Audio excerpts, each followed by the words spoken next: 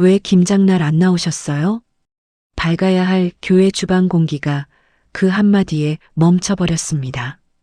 고무장갑 낀 손들이 잠깐 멎었고 김칫솔을 버무리던 사람들의 눈빛이 동시에 한 사람에게로 향했죠. 질문처럼 들렸지만 그 말은 이미 질문이 아니었습니다. 설명할 기회를 주는 말이 아니라 그 자리에 없는 사람을 심판하는 말이었으니까요. 박 권사는 대답하지 못했습니다. 입술은 떨렸고 손끝은 굳었습니다. 몸이 아파 못 왔다는 말도, 요즘 하루하루 버티는 것조차 힘들다는 말도 그 자리에서는 변명처럼 들릴까 두려웠습니다. 그리고 바로 그날 이후 누구도 예상하지 못했던 일이 시작됩니다. 한 사람의 마음이 교회에서 멀어졌고 결국 권사회 전체가 흔들리기 시작했으니까요. 이런 이야기들이 누군가의 마음을 살리고 우리의 믿음을 다시 돌아보게 한다면 구독과 좋아요로 함께 해주세요.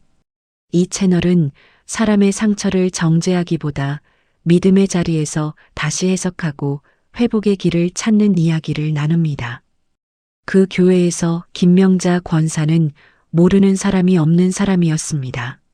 새벽 예배에 빠지지 않았고 주방 봉사에도 늘 먼저 나왔습니다. 무슨 일이 생기면 가장 먼저 앞치마를 두르고 누가 시키지 않아도 일을 찾아 움직이는 사람이었죠. 사람들은 그런 그를 보며 참 부지런한 권사님이다. 교회에 꼭 필요한 분이다라고 말했습니다. 실제로 틀린 말도 아니었습니다. 그는 맡은 일 앞에서 좀처럼 뒤로 물러서는 법이 없었고 힘든 일도 먼저 붙잡는 타입이었으니까요. 하지만 사람의 열심은 언제나 같은 빛깔로만 드러나지 않습니다. 김명자 권사의 열심 안에는 보이지 않는 기준이 하나 있었습니다. 하나님을 의지하면 삶도 정리되어야 하고 믿음이 좋으면 태도도 분명해야 하며 교회를 사랑한다면 몸이 힘들어도 어떻게든 나와야 한다는 기준이었죠. 그에게 신앙은 위로이기도 했지만 동시에 사람을 재는 잣대가 되기도 했습니다. 그래서 그는 간증을 할 때도 늘 비슷한 흐름으로 말하곤 했습니다. 하나님 믿으면 길이 열립니다. 순종하면 형통하게 하십니다. 충성하면 복을 주십니다. 그 말들 속엔 틀린 부분만 있는 것은 아니었지만 고난 속에서 숨을 고르며 겨우 버티는 사람에게는 때로 너무 무거운 말이 되곤 했습니다. 반면 박 권사는 조용한 사람이었습니다. 교회 안에서 목소리를 높이는 일도 없었고 앞에 나서서 자신을 드러내는 성격도 아니었습니다. 예배가 시작되기 전 조용히 자리에 앉아 기도하고 끝나면 사람들 틈에 오래 머물지 않은 채 집으로 돌아가곤 했죠. 누군가는 그를 두고 좀 무심하다고 했고 누군가는 교회 일에 적극적이지 않다고 했습니다. 그러나 아무도 잘 몰랐습니다. 그가 노년에 얻은 질병 때문에 하루하루 몸을 끌고 산다는 것을요. 남들에겐 평범한 하루가 그에게는 통증을 견디는 하루였다는 것을요. 그럼에도 그는 주일 말씀 한 편으로 한 주를 버텼습니다. 사람들 앞에서는 멀쩡해 보여도 하나님 앞에서는 매주 겨우 무너지지 않으려 서 있던 사람이었습니다. 그리고 이 두 사람은 같은 권사회 안에 있었습니다. 한 사람은 열심으로 빛나 보였고 다른 한 사람은 말없이 버티고 있었죠. 문제는 공동체가 언제나 조용히 버티는 사람보다 더 크게 움직이는 사람의 목소리를 먼저 듣는다는 데 있었습니다. 초겨울 바람이 차게 불기 시작하던 어느 토요일, 교회는 김장 준비로 분주했습니다. 최근 리모델링을 마친 교회 주방은 환하고 깨끗했으며 넓은 조리대 위엔 절인 배추와 양념통, 커다란 스테인리스 볼이 줄지어 놓여 있었죠. 제이어 전도의 집사들이 먼저 와서 배추를 옮기고 양념을 버무리고 장갑을 나눠 끼며 바쁘게 움직였습니다. 웃음도 있었고 수고를 나누는 정겨움도 분명 있었습니다. 하지만 그런 분주한 공간에는 늘 함께 따라오는 것이 있습니다. 누가 왔는지, 누가 안 왔는지, 누가 더 열심인지, 누가 덜 하는지에 대한 보이지 않는 평가였죠. 김명자 권사는 그날도 누구보다 먼저 와 있었습니다. 배추의 상태를 살피고 소금 간을 확인하고 젊은 집사들에게 이 일 저 일을 지시하면서도 손은 쉬지 않았습니다. 겉으로 보면 참 든든한 사람이었습니다. 그런데 일하다가 잠깐 틈이 생기면 그는 참여하지 않은 사람들 이야기를 꺼내곤 했습니다. 이런 날은 좀 나와야 하는 거 아니에요?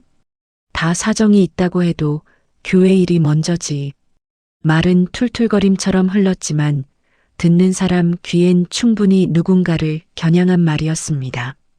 젊은 집사들 가운데 몇몇은 어색하게 웃으며 맞장구를 쳤습니다.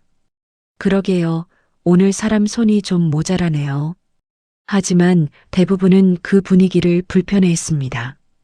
누군가는 일부러 설거지 쪽으로 자리를 옮겼고 누군가는 박스를 정리하러 나가버렸죠.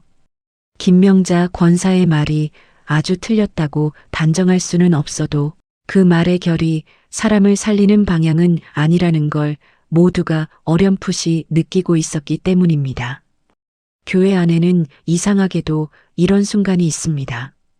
누군가의 말이 지나치다는 걸 다들 알지만 그 자리에서 아무도 멈춰 세우지 못하는 순간 말입니다. 그날도 그렇게 공기 속에 작은 가시가 쌓여갔습니다. 아직 사건은 일어나지 않았지만 이미 상처는 올 준비를 마치고 있었죠. 사람은 말 한마디로 무너지지 않는 것 같아도 사실은 분위기 하나로도 오래 다칠 수 있으니까요. 그 시각 박 권사의 집은 조용했습니다. 교회 주방의 소란과는 달리 집 안에는 시계 소리와 전기장판의 미세한 여름만 흐르고 있었죠. 박 권사는 아침 일찍 일어나려 했지만 몸이 뜻대로 움직이지 않았습니다. 손가락 마디는 붓고 허리 아래로 뻗치는 통증은 잠깐 앉았다 일어나는 일조차 어렵게 만들었습니다. 밖으로 나갈 채비를 하다가도 다시 의자에 주저앉기를 몇 번이나 반복했지요. 결국 그는 교회에 가지 못했습니다. 하지만 단지 몸이 아파서만은 아니었습니다. 몸이 아픈 자신을 자꾸 설명해야 하는 일이 더 지쳤기 때문이었습니다. 나이가 들수록 사람은 아픈 것보다 아픈 자신을 이해받지 못하는 것이 더 서러워집니다. 박 권사는 그것을 이미 오래전부터 배워가고 있었습니다. 누군가는 말했습니다. 운동 좀 하셔야겠어요. 누군가는 웃으며 말했죠. 마음먹기 달렸어요. 그런 말들이 전부 악의에서 나온 건 아니었지만 그의 몸은 이미 의지로만 버틸 수 있는 몸이 아니었습니다. 그래서 그는 점점 말을 줄였습니다. 아프다는 말도 힘들다는 말도 가능하면 하지 않으려 했습니다. 교회에서는 더더욱 그랬습니다. 괜히 믿음 없는 사람처럼 보일까봐, 은혜가 부족한 사람처럼 보일까봐 두려웠기 때문입니다. 하지만 이상하게도 그는 교회를 놓지 못했습니다. 주일 예배에서 들리는 말씀 한 구절, 찬양 중에 잠깐 스쳐가는 위로, 목사님의 설교 끝에 남는 한 문장이 그를 다시 다음 주까지 살게 했습니다. 남들이 보기엔 신앙이 뜨겁지 않은 사람처럼 보여도 어쩌면 그는 누구보다 절박하게 하나님께 매달리고 있었는지도 모릅니다. 그날 오전에도 그는 교회에 가지 못한 미안함으로 휴대폰을 몇 번이나 들었다 놓았습니다. 몸이 안 좋아 오늘 못 갑니다라는 짧은 문자를 쓰려다가 지웠고 죄송합니다라는 말도 끝내 보내지 못했습니다. 이유를 말해도 다 이해받지 못할 것 같은 마음 때문이었죠. 그리고 그는 몰랐습니다. 그가 없는 자리에서 그의 이름이 이미 사람들의 입에 오르내리고 있다는 것을요. 오지 못한 하루가 곧 그의 믿음 전체를 의심받는 하루가 될 거라는 것을 말입니다. 김장 봉사가 끝난 다음 날 주일, 교회는 평소처럼 예배를 드렸습니다. 찬양은 울려 퍼졌고 강단에서는 은혜와 사랑, 오래 참음에 대한 말씀이 선포되었죠. 사람들은 아멘으로 화답했고 예배당 안은 겉으로 보기엔 아주 평온했습니다. 박 권사도 그날은 어렵게 교회에 나왔습니다. 몸은 여전히 무거웠지만 말씀이라도 듣고 가고 싶다는 마음이 더 컸기 때문입니다. 그는 최대한 눈에 띄지 않게 뒤쪽 자리에 앉아 예배를 드렸고 끝나자마자 조용히 돌아가려 했습니다. 그러나 공동체 안에서 어떤 만남은 피하고 싶다고 피해지는 것이 아니지요. 교회 복도 끝 권사회 사람들이 몇 명 모여 서 있던 자리에서 김명자 권사가 박 권사를 발견했습니다.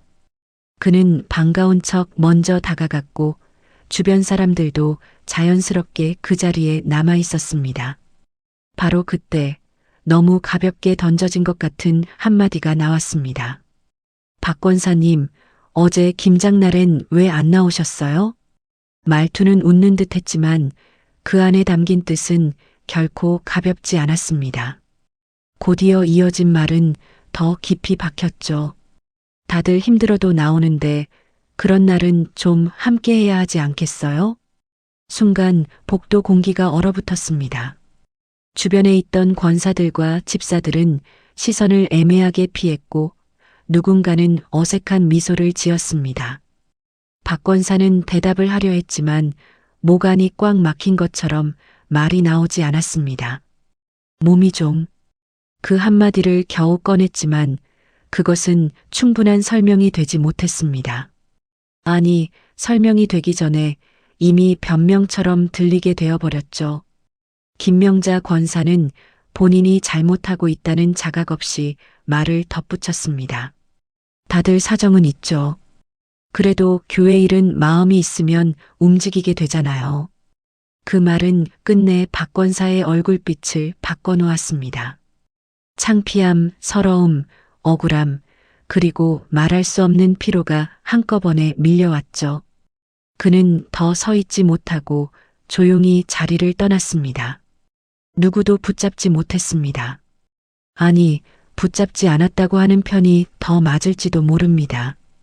대부분은 그 장면이 불편했지만 굳이 자신이 나서서 분위기를 더 어렵게 만들고 싶지는 않았으니까요. 그러나 공동체는 바로 그런 침묵 속에서 무너져갑니다. 잘못된 말보다 그 말을 그냥 지나가게 두는 침묵이 더 큰 상처를 만들 때가 있으니까요. 그날 집으로 돌아온 박 권사는 한참 동안 외투도 벗지 못한 채 식탁 앞에 앉아 있었습니다. 복도에서 들은 그 말이 계속 맴돌았기 때문입니다. 마음이 있으면 움직이게 되잖아요. 그 말은 단지 김장에 왜 오지 않았느냐는 질문이 아니었습니다. 마치 그의 마음 전체, 믿음 전체를 평가하는 문장처럼 들렸죠. 몸이 아파 움직이지 못한 날들, 밤마다 뒤척이며 버텨온 시간들, 사람들 앞에서는 괜찮은 척했지만 집안에서 무너졌던 순간들이 그 한마디 앞에서 한꺼번에 부정당한 느낌이었습니다. 그는 울고 싶었지만 눈물도 쉽게 나오지 않았습니다. 너무 오래 참아온 사람의 울음은 때로 곧장 터지지 않습니다. 대신 가슴속 어딘가가 단단하게 굳어버리죠. 박 권사는 그날 이후 교회에 가는 일이 두려워졌습니다. 예배가 싫어진 것이 아니라 사람들 사이를 지나가는 것이 두려워진 것입니다.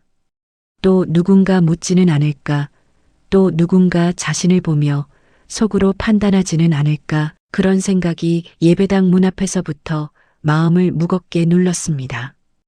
이상하게도 상처는 늘 같은 장면을 반복해서 보여줍니다. 사람들 앞에 서서 설명하지 못하던 자신의 모습, 시선을 피하던 주변 사람들, 아무 일 아니라는 듯 넘어가던 분위기를 말입니다. 며칠이 지나자 권사회 안에서도 작은 말들이 돌기 시작했습니다. 박 권사님이 요즘 좀 예민하신 것 같대. 김명자 권사님도 틀린 말한 건 아니잖아. 서운할 수는 있지만 그렇게까지 교회에 안 나오실 일인가? 공동체는 종종 사건보다 해석으로 더 많이 흔들립니다. 누군가는 말의 무게를 가볍게 만들고 누군가는 상처받은 사람의 반응을 과장된 감정처럼 취급하죠. 그렇게 되면 본래 문제였던 말의 폭력은 사라지고 상처받은 사람이 문제의 중심에 서게 됩니다. 박 권사는 더 조용해졌고 김명자 권사는 더 답답해졌습니다. 자신은 공동체를 위해 한 말이라고 생각했기 때문입니다. 그는 마음속으로 이렇게 여겼을지도 모릅니다. 저 정도 말도 못하나? 다 교회를 위해서 한 말인데. 하지만 사람을 살리지 못한 충고는 아무리 옳은 말을 입고 있어도 결국 칼이 됩니다. 그 칼은 상대만 베는 것이 아니라 공동체의 신뢰까지 함께 끊어내고 있었죠. 시간이 며칠 더 흐르자 권사회 모임은 예전과 다른 분위기를 띠기 시작했습니다. 이전에는 사소한 농담도 오가고 반찬 이야기를 하며 웃던 자리였는데 어느 순간부터 대화 사이에 길고 어색한 빈틈이 생겼습니다. 누군가는 김명자 권사의 눈치를 보았고 누군가는 박 권사의 소식을 물었다가 금세 말을 접었습니다. 누구도 대놓고 편을 가르려 하진 않았지만 이미 마음속 자리는 조금씩 갈라지고 있었죠. 공동체의 분열은 크게 소리나는 싸움으로만 시작되지 않습니다. 대개는 말이 줄어들고 시선이 비껴가고 서로에게 건네던 작은 따뜻함이 사라지는 데서 시작됩니다. 젊은 집사 몇 명은 그날 일을 기억하고 있었습니다. 그들은 김명자 권사의 말이 지나쳤다고 느꼈지만 그렇다고 공개적으로 문제 삼을 용기는 없었습니다. 교회에서는 이상하게도 오랫동안 봉사한 사람에게는 말하기 어려운 분위기가 생기기 때문입니다. 권사님이 원래 좀 직설적이시잖아요. 그래도 박 권사님 상황은 모르고 하신 말 같아. 그 정도의 말이 오가다가도 대화는 금방 끝났죠. 아무도 깊이 들어가고 싶지 않았습니다. 왜냐하면 진실을 마주한다는 것은 단지 누가 잘못했는지 밝히는 일이 아니라 그동안 공동체가 어떤 방식으로 약한 사람을 방치했는지도 함께 드러내는 일이기 때문입니다. 김명자 권사는 자신도 모르게 더 많이 말하기 시작했습니다. 요즘 교회가 너무 물러졌어. 예전 같으면 이 정도 일은 아무것도 아니지. 섬김은 입으로 하는 게 아니야. 그 말들은 일부 사람들에게는 맞는 말처럼 들렸지만 점점 더 많은 사람에게는 피곤한 말이 되어갔습니다. 그의 문제는 열심이 없어서가 아니었습니다. 오히려 너무 열심히 있어서 자신이 옳다고 믿는 기준을 내려놓지 못하는 데 있었죠. 그는 봉사를 많이 했고 헌신도 분명했지만 사람의 사정을 듣기 전에 평가부터 하는 버릇이 몸에 배어 있었습니다. 그리고 그 무렵 누군가가 조심스럽게 말했습니다. 박 권사님, 사실 아프신 거 심하대요. 그 말이 퍼지기 시작하면서 그날 복도에서 오간 짧은 대화의 의미도 완전히 달라지기 시작했습니다. 이제 갈등은 단순한 서운함의 문제가 아니게 되었죠. 누군가는 누군가의 고통을 모르고 찔렀고 공동체는 그 장면을 그냥 지나쳐버렸다는 사실이 천천히 모습을 드러내고 있었습니다. 그 일은 결국 권사회 모임에서 터졌습니다. 처음에는 평소처럼 기도 제목을 나누고 다음 봉사 일정을 정리하는 자리였습니다. 그러나 조용히 묻어두려 했던 감정은 생각보다 오래 묻히지 않았죠. 누군가가 박 권사의 근황을 조심스럽게 언급했고 또 다른 누군가가 그날 일 이후로 많이 힘들어 하신다더라고 말하면서 분위기가 흔들리기 시작했습니다. 그러자 김명자 권사는 마치 자신이 오해받고 있다는 듯한 억울함으로 목소리를 높였습니다. 내가 없는 말 했어요? 교회 일에 참여하자고 한 말이 그렇게 큰 잘못이에요? 그 한마디가 신호탄이었습니다. 그동안 침묵하던 사람들 사이에서 작지만 분명한 목소리들이 하나둘 나오기 시작했죠. 말이 맞느냐보다 어떻게 말했느냐가 문제였어요. 그 자리에서 사람들 앞에 그렇게 말씀하시면 안 됐죠. 상황을 모르셨으면 먼저 물어보셨어야죠. 한동안 누구도 하지 못했던 말들이 그제야 흘러나왔습니다. 김명자 권사는 더 당황했습니다. 자신은 공동체를 위해 충고한 것뿐이라고 믿고 있었는데 사람들이 자신의 열심이 아니라 상처 준 태도를 문제 삼고 있었기 때문입니다. 그러자 감정은 더 날카로워졌습니다. 요즘은 다들 말 한마디도 못하게 해요. 교회가 무슨 비위 맞춰주는 곳이에요? 그 말에 몇몇 권사들의 표정이 굳어졌습니다. 누군가는 조용히 눈물을 훔쳤고 누군가는 한숨을 쉬며 시선을 떨궜죠. 그 자리는 더 이상 단순한 의견 충돌의 자리가 아니었습니다. 그동안 공동체 안에 쌓여있던 피로, 억눌린 불편함, 드러내지 못했던 상처가 한꺼번에 올라오는 자리였습니다. 박 권사는 그 모임에 직접 있지 않았지만 오히려 그의 부재가 그 자리를 더 아프게 만들었습니다. 정작 상처받은 사람은 그 자리에 없는데 사람들은 그를 두고 옳고 그름을 따지고 있었으니까요. 결국 모임은 제대로 마무리되지 못했습니다. 기도로 끝내려 했지만 기도문 안에서도 어색함이 묻어났습니다. 어떤 공동체는 큰 죄 때문에 무너지지 않습니다. 작은 교만이 오래 방치될 때, 그리고 상처받은 사람이 말할 수 없는 분위기가 될 때 무너집니다. 그날 권사회는 겉으론 아직 남아 있었지만 마음으로는 이미 금이 깊게 가 있었습니다. 같은 시간 박 권사는 집안에서 혼자 저녁을 맡고 있었습니다. 권사회 모임에서 자신의 이야기가 오갔다는 말을 전해 들은 뒤 그는 한동안 휴대폰조차 보지 못했습니다. 누군가는 위로의 말을 보내왔고 누군가는 잘 풀릴 거예요라고 했지만 그 말들조차 멀게 느껴졌습니다. 상처는 대개 사건 직후보다 사람들이 그 일을 어떻게 다루는지 보게 될 때 더 깊어집니다. 박 권사에게 가장 힘든 것은 김명자 권사의 말 자체만이 아니었습니다. 그 말 앞에서 아무도 자신을 보호해주지 않았다는 사실, 그리고 이후에도 사람들 사이에서 자신의 고통이 해석되고 평가되고 있다는 사실이 더 아팠습니다. 그날 밤 그는 결국 무너져 울었습니다. 오랫동안 참아온 사람이 한번 울기 시작하면 눈물은 단지 오늘 일 때문만은 아닙니다.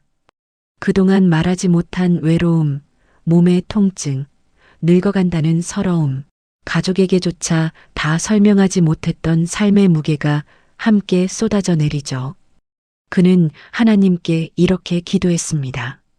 하나님, 제가 그렇게 잘못 살았습니까? 제가 그렇게 게으른 사람입니까? 제가 정말 마음이 없어서 못 간 겁니까? 그 기도는 원망이기보다 버려지지 않았는지 확인하고 싶은 절박한 울음에 가까웠습니다. 박 권사는 교회를 사랑했습니다. 그래서 더 아팠습니다. 상처 준 사람이 교회 바깥 사람이었다면 분노하고 지나갈 수 있었겠지만 함께 예배드리던 사람에게서 상처를 받았다는 사실은 신앙의 자리 전체를 흔들어 놓았습니다. 그는 예배당이 그리웠지만 동시에 두려웠고 찬양을 듣고 싶었지만 사람들 앞에 서는 것이 겁났습니다. 교회가 사람을 완전하게 만드는 곳은 아니지만 적어도 무너진 사람을 더 누르는 곳이어서는 안 되지 않겠습니까? 며칠 뒤 그는 결국 한 지인에게 조용히 말했습니다. 한동안 권사회는 못 나갈 것 같아요. 그 말은 단순한 불참 선언이 아니었습니다. 그 자리에 머물 힘이 더는 없다는 아주 슬픈 고백이었죠. 그리고 그 순간부터 이 사건은 한 사람의 서운함이 아니라 공동체가 한 사람을 잃어버리는 사건이 되어버렸습니다. 한편 김명자 권사 역시 평안하지 못했습니다. 겉으로는 더 단단한 척했지만 속으로는 자신이 이해받지 못하고 있다는 억울함이 커지고 있었습니다. 그는 자신이 교회를 위해 누구보다 많이 수고해왔다는 자부심이 있었습니다. 실제로 틀린 말도 아니었지요. 새벽부터 나와 밥을 하고 김장을 하고 힘든 일도 마다하지 않았습니다. 그런데 사람들은 그런 수고는 잊고 한마디 말만 붙잡고 자신을 비난하는 것처럼 느껴졌습니다. 억울함은 사람을 쉽게 자기 연민으로 데려갑니다. 그리고 자기 연민은 회개보다 훨씬 쉬운 길이죠. 그는 가까운 사람들에게 하소연했습니다. 내가 무슨 못할 말을 했다고 이래요? 교회를 위해 말한 것도 죄가 되나? 이제는 바른 말도 못하는 세상이네. 그 말 속엔 서운함도 있었지만 동시에 자신을 돌아보지 않으려는 방어도 숨어 있었습니다. 그는 여전히 문제의 핵심을 말의 내용으로만 이해하고 있었습니다. 그러나 진짜 문제는 내용 이전의 태도였고 사실 이전의 사랑이었죠. 사람을 세우지 못하는 바른 말은 하나님 앞에서 반드시 옳은 말이라고 할 수 없습니다. 하지만 김명자 권사의 마음도 완전히 굳어 있었던 것은 아니었습니다. 집에 돌아와 혼자 있을 때면 복도에서 굳어버리던 박 권사의 표정이 문득 떠올랐습니다. 대답하지 못하던 얼굴, 당황해서 시선을 떨구던 눈빛, 그리고 조용히 돌아서던 뒷모습이 자꾸 생각났죠. 그는 그 기억을 애써 밀어내려 했습니다. 내가 그렇게까지 심하게 말한 건 아니야. 그러나 사람은 정말 자신이 떳떳할 때는 그렇게 자꾸 스스로를 설득하지 않습니다. 자꾸 변명하고 있다는 것은 이미 마음 깊은 곳에서 무엇인가 잘못되었다는 걸 알고 있다는 뜻이기도 하니까요. 그날 밤 그는 기도하려다 말문이 막혔습니다. 봉사 일정은 줄줄이 기도할 수 있었고 교회 형편도 기도할 수 있었지만 정작 자기 입술에서 나온 말 하나는 하나님 앞에 올려놓기 어려웠던 것입니다. 그제야 그의 마음에 아주 작은 균열이 생기기 시작했습니다. 문제는 교회 일에 열심이 없어서가 아니라 사람의 아픔보다 자신의 기준을 더 앞세운 데 있을지 모른다는 생각이 처음으로 스쳐 지나간 것이죠. 며칠 후 김명자 권사는 우연히 박 권사의 건강 상태를 구체적으로 듣게 됩니다. 같은 권사회 안의 한 사람이 조심스럽게 전해준 이야기였습니다. 박 권사가 단순히 피곤해서 혹은 게을러서 김장에 빠진 것이 아니라는 사실이 조금씩 드러났죠. 오래 숨겨온 질병이 있었고 통증이 심한 날엔 집안에서도 몇 걸음 걷는 것이 쉽지 않으며 사람들 앞에서는 괜찮은 척해도 실제로는 하루하루 버티는 삶이라는 것을 말입니다. 그 이야기를 듣는 순간 김명자 권사는 대꾸를 하지 못했습니다.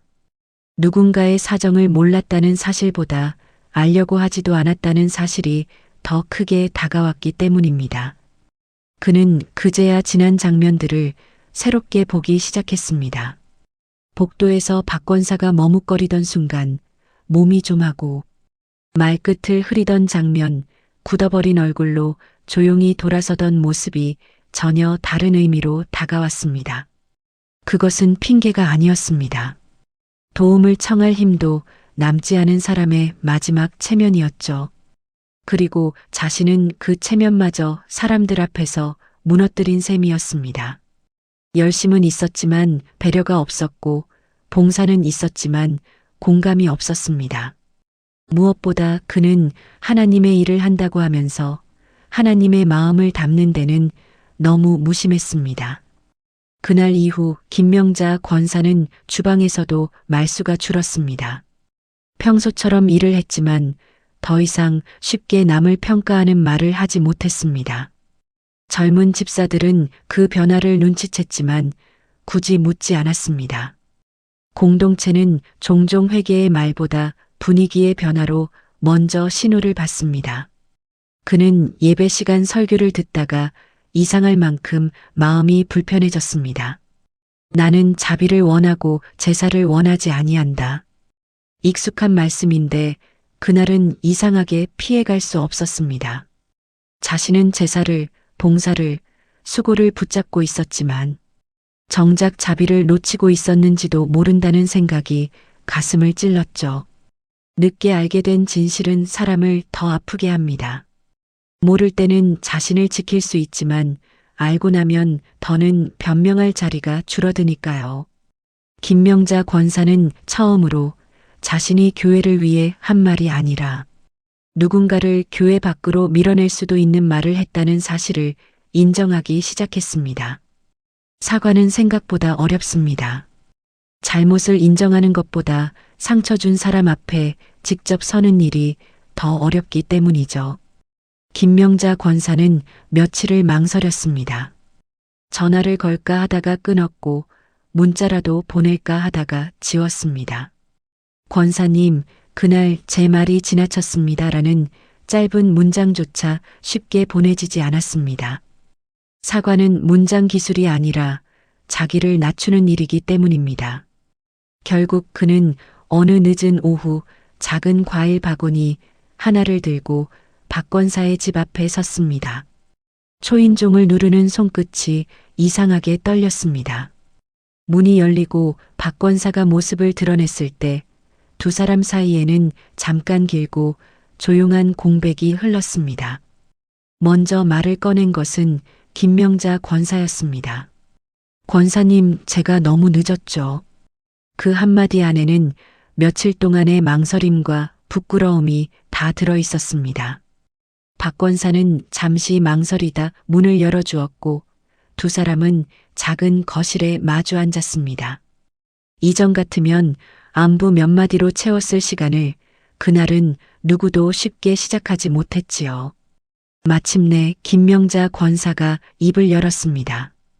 제가 그날 권사님 사정도 모르고 사람들 앞에서 너무 함부로 말했습니다.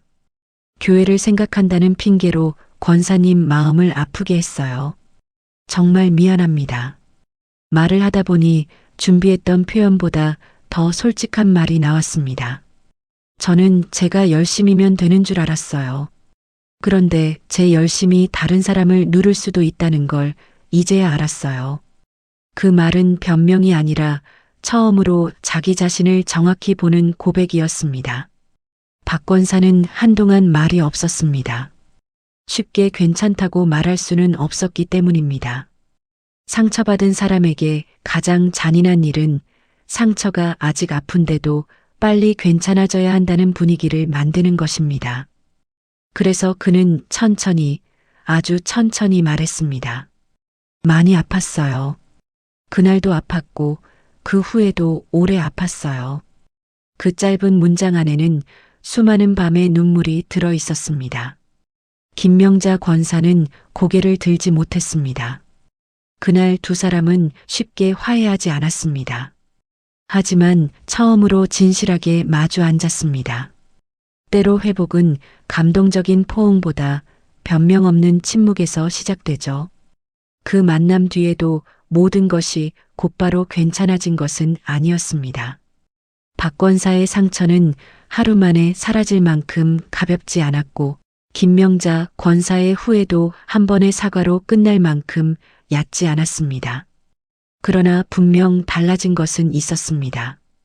두 사람 모두 더 이상 사건을 각자의 해석 속에만 가두지 않게 되었다는 점입니다.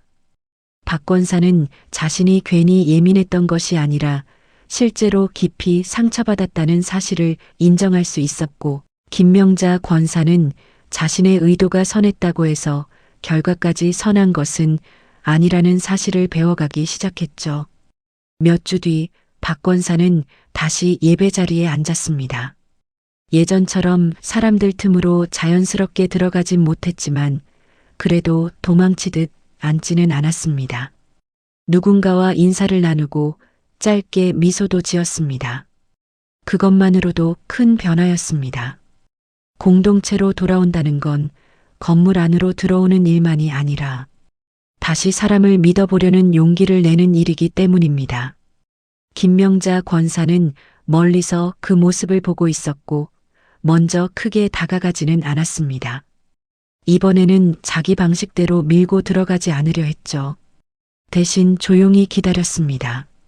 상대의 회복 속도를 존중하는 것, 그것도 사랑이라는 것을 이제 조금 배워가고 있었으니까요. 권사회도 조금씩 달라졌습니다. 그 사건 이후 몇몇 권사와 집사들은 서로의 사정을 더 묻기 시작했습니다. 왜 안 나오셨어요? 보다 괜찮으셨어요? 라는 말을 배우기 시작한 것이죠. 봉사 일정은 여전히 중요했지만 사람의 형편을 먼저 듣는 분위기가 조금씩 생겨났습니다. 상처는 공동체를 무너뜨릴 수도 있지만 제대로 마주하면 공동체를 더 깊게 만들 수도 있습니다. 다만 그 과정에는 반드시 불편한 진실을 통과하는 용기가 필요하죠. 어느 주일 예배가 끝난 뒤 박 권사가 먼저 김명자 권사에게 다가와 짧게 말했습니다. 권사님, 저도 마음 푸는데 시간이 좀 걸렸어요. 그래도 우리 같이 조심하면서 가요. 그것은 모든 상처가 다 나았다는 선언은 아니었습니다. 하지만 미움에 머물지 않겠다는 아주 귀한 결심이었죠. 용서는 잊어버리는 일이 아닙니다. 아픈 기억을 가지고도 더 이상 그 기억이 관계의 마지막 말이 되게 두지 않는 일입니다. 그날 두 사람 사이엔 큰 포옹도 눈물의 화해도 없었습니다. 그 대신 더 진짜 같은 것이 남았습니다. 늦었지만 진실한 회개, 그리고 천천히 건네진 용서였습니다. 시간이 조금 흐르자 교회는 다시 이전의 리듬을 찾아가는 듯 보였습니다. 주방에는 다시 웃음이 들렸고 예배 후 복도에도 익숙한 인사가 오갔습니다. 그러나 이전과 완전히 같지는 않았습니다. 같은 장소, 같은 사람들, 비슷한 일상이었지만 모두 마음 한편에 배운 것이 남아 있었기 때문이죠. 그 사건은 단순히 한 권사와 다른 권사 사이의 충돌이 아니었습니다. 그 일은 공동체 전체가 어떤 말을 편하게 허용해 왔는지, 어떤 사람의 고통을 쉽게 보지 못했는지, 그리고 열심이라는 이름으로 얼마나 자주 사랑을 놓쳤는지를 비추는 거울이었습니다. 김명자 권사는 여전히 봉사했습니다. 하지만 예전처럼 빨리 평가하지 않으려 애썼고 누군가 보이지 않을 때는 먼저 이유를 묻기보다 안부를 묻게 되었습니다. 말투도 조금씩 달라졌죠. 왜 안 오셨어요? 대신 몸은 좀 괜찮으세요? 라고 묻는 사람이 되어갔습니다. 그 변화는 화려하지 않았지만 진짜였습니다. 사람은 거대한 각성으로만 변하지 않습니다. 아주 일상적인 문장 하나가 바뀌는 데서도 믿음은 자랍니다. 박 권사 역시 이전보다 더 연약함을 숨기지 않으려 했습니다. 그는 여전히 아팠고 여전히 어떤 날은 교회 오는 일이 버거웠습니다. 하지만 이제는 무조건 참기보다 믿을 만한 사람에게 어려움을 말할 수 있게 되었습니다. 그것은 약해진 것이 아니라 오히려 더 건강해진 모습이었죠. 공동체 안에서 자신의 고통을 말할 수 있다는 것은 정죄보다 돌봄을 조금 더 기대할 수 있게 되었다는 뜻이니까요. 교회는 완전해지지 않았습니다. 여전히 실수는 있고 사람은 또 상처를 줄 것입니다. 하지만 적어도 그 사건을 지나며 이 공동체는 한 가지를 분명히 배웠습니다. 하나님의 일은 많을 수 있어도 하나님의 마음을 잃어버리면 결국 사람을 놓치게 된다는 것을요. 그리고 사람을 잃는 교회는 아무리 분주해도 결코 건강한 교회라 할 수 없다는 것을 말입니다. 우리는 종종 신앙을 눈에 보이는 것으로 판단합니다. 누가 얼마나 자주 나오느냐, 누가 얼마나 많이 봉사하느냐, 누가 얼마나 앞장서느냐를 보며 믿음의 크기를 짐작하죠. 물론 헌신은 귀합니다. 봉사는 소중합니다. 교회를 사랑하는 마음이 행동으로 드러나는 일은 분명 아름다운 일입니다. 하지만 문제는 그 아름다운 것들이 어느 순간 사람을 판단하는 기준으로 바뀔 때 시작됩니다. 김명자 권사의 실수도 바로 거기서 시작되었습니다. 그는 하나님을 믿는 삶이 형통으로 드러나야 하고 충성은 눈에 보이는 참여로 증명되어야 한다고 여겼습니다. 그러나 하나님 앞에는 눈에 잘 띄지 않는 믿음도 있습니다. 겨우 예배 한 번 붙잡고 사는 믿음, 아파서 아무것도 못해도 무너지지 않으려 말씀에 기대는 믿음, 사람들 앞에서는 초라해 보여도 하나님 앞에서는 밤마다 울며 버티는 믿음 말입니다. 박권사의 믿음은 화려하지 않았습니다. 간증할 거리도 많지 않았고 만사형통의 표정도 아니었습니다. 하지만 어쩌면 그는 아주 깊은 방식으로 하나님을 붙들고 있었는지도 모릅니다. 아무것도 해결되지 않은 자리에서 예배를 포기하지 않는 사람, 몸은 약해져도 말씀 한 구절을 붙잡는 사람, 오해를 당해도 결국 다시 하나님 앞으로 돌아오는 사람, 그런 사람이야말로 은혜 없이는 살 수 없는 믿음을 가진 사람일 수 있죠. 교회는 바로 그런 사람을 품어야 합니다. 잘하는 사람만 빛나는 곳이 아니라 버티는 사람도 숨 쉴 수 있는 곳이어야 합니다. 열심 있는 사람이 귀한 만큼 지친 사람도 귀합니다. 많이 하는 사람이 필요하듯 겨우 와서 앉아 있는 사람도 공동체에는 꼭 필요합니다. 왜냐하면 교회는 능력 있는 사람들의 모임이 아니라 은혜가 필요한 사람들의 모임이기 때문입니다. 이 사건이 남긴 가장 큰 질문은 아마 이것일 것입니다. 우리는 하나님을 섬긴다고 하면서 정작 하나님이 먼저 돌보시는 연약한 사람들을 놓치고 있지는 않은가. 신앙의 모양은 갖추었지만 마음의 방향은 사랑에서 멀어지지 않았는가. 그 질문 앞에서라면 누구도 쉽게 안전할 수 없죠. 그러니 이 이야기는 누군가 한 사람만의 잘못을 말하기보다 우리 모두가 함께 돌아봐야 할 이야기입니다. 사람은 잊어도 말은 오래 남습니다. 특히 아플 때 들은 말, 부끄러운 자리에서 들은 말, 설명할 힘조차 없을 때 들은 말은 오래 남죠. 왜 안 나오셨어요? 겉으론 단순한 질문처럼 보여도 어떤 사람에게는 당신은 마음이 없는 사람이라는 판결처럼 들릴 수 있습니다. 반대로 괜찮으셨어요? 라는 짧은 한마디는 무너지는 사람에게 당신 사정을 먼저 듣고 싶다는 따뜻한 자리로 남을 수 있습니다. 같은 입술에서 나오는 말인데도 그 방향은 사람을 살리기도 하고 밀어내기도 합니다. 김명자 권사와 박권사의 이야기는 아주 특별해서가 아니라 너무 흔해서 더 무섭습니다. 교회 안에서는 누구나 선한 의도로 말한다고 생각하기 쉽고 그래서 자기 말의 상처를 늦게 알아차리기 쉽습니다. 그러나 하나님은 우리의 의도보다도 그 말이 실제로 누구를 어떻게 대했는지를 보십니다. 봉사보다 자비를, 분주함보다 긍휼을, 바른 충고보다 먼저 사랑을 요구하시는 분이시니까요. 어쩌면 지금 우리 주변에도 박권사 같은 사람이 있을지 모릅니다. 겉으론 조용하고 무심해 보이지만 사실은 말 못할 통증 속에서 겨우 예배 자리를 지키는 사람 말입니다. 또 어쩌면 우리 안에도 김명자 권사의 모습이 있을 수 있습니다. 나는 옳은 말을 했다고 생각했지만 그 옳음으로 누군가의 마음을 짓누른 적 말입니다. 그래서 이 이야기는 남의 이야기가 아닙니다.